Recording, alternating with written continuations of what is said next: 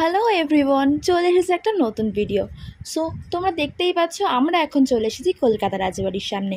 যেমনটা তোমরা সকলেই জানো, কলকাতা রাজবাড়ি তার 3rd বার্থডে উপলক্ষে 1st to 5th April serve করছিল 299-এ মাটন থালি। আজ আমরা চলে এসেছি সেটাকেই ট্রাই করতে। তো ঢোকার সাথেই ফার্স্টে আমাদের দিয়ে দিল একটা ওয়েলকাম ড্রিঙ্কস, যেটা ছিল অ্যাকচুয়ালি একটি ঘোল। তারপরে ওরা সার্ভ করে আমাদেরকে ওদের 299-এর মাটন থালিটি, যাতে ছিল সাদা ভাত, বাসন্তী পোলাও, ঘি, ঝুরি আলু ভাজা, বেগুনি, স্যালাড, ডাল, এঁচড় কষা, ছানার ডালনা এবং মাটন কষা। থালিটা কমপ্লিট হয়ে যাওয়ার পর ওরা আমাদের আলাদা করে এসে ডেজার্টটা সার্ভ করে দিয়ে যায়।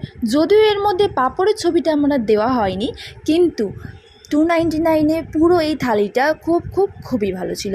অ্যাটলিস্ট আমার খুব পছন্দ।